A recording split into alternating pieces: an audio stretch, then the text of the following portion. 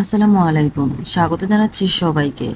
আজ আমি আপনাদের লইট্টা শুটকির একটি সহজ ভর্তা তৈরি করে দেখাবো। আশা করি রেসিপিটি সবার ভালো লাগবে।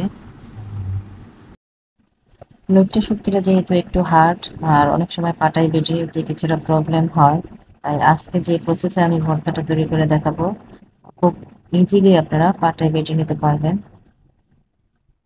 তো এই ভর্তাটা করার জন্য কিছু পরিমাণ লইট্টা শুটকি নিয়েছি আর শুটকিগুলোকে এভাবে ছোট ছোট টুকরা করে কেটে নিয়েছি। এবার চুলায় একটি প্যান বসিয়ে শুটকিগুলোকে ভেজে নিতে হবে। এমন একটা কালার আসলে বুঝতে হবে যে শুটকিগুলো ভাজা হয়ে গেছে। আর ভাজা হয়ে গেলে এবার আমি গরম পানি দিয়ে ক্লিন করে নেব। তো ভালোভাবে পরিষ্কার করে নিয়েছি, এবার পাটায় বেটে নিতে হবে।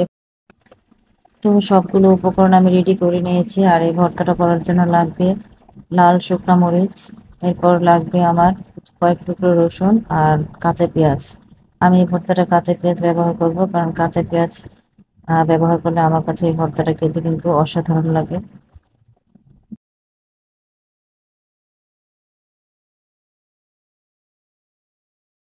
প্রথমে মরিচ আর লবণ একসাথে বেটে নিয়েছি, এরপর শুটকিগুলোকে বেটে নিতে হবে। তো এই প্রসেসে ভর্তাটা করলে শুটকিটাকে খুব সহজেই বেটে নেওয়া যায়, একদম কোনো কষ্ট ছাড়াই। শুটকিটা একবারে সফট হয়ে যায়।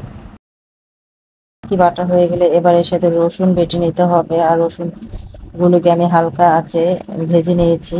আর এবার দিয়ে দিচ্ছি পরিমাণ মতো কাঁচা পেঁয়াজ।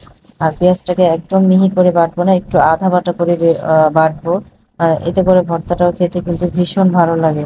এবার পেঁয়াজের সাথে ভর্তাটাকে ভালো করে মিক্সড করে দিতে হবে। আর অবশ্যই খেয়াল রাখতে হবে লবণ ব্যবহারের উপর। তো আশা করি আজকের এই রেসিপিটি আপনাদের সবার ভালো লাগবে। আর বাসায় অবশ্যই একবার ট্রাই করে দেখবেন। এই ভর্তাটা কিন্তু গরম ভাত, বউয়া অথবা খিচুড়ির সাথে খেতে অসাধারণ লাগে।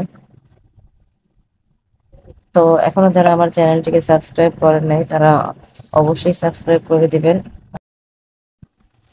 আজকের এই প্রসেসে যদি ভর্তাটা করে নেওয়া যায় তাহলে খুব ইজিলি সফট ভাবে লইট্টা শুটকিটাকে বেটে নেওয়া যায়।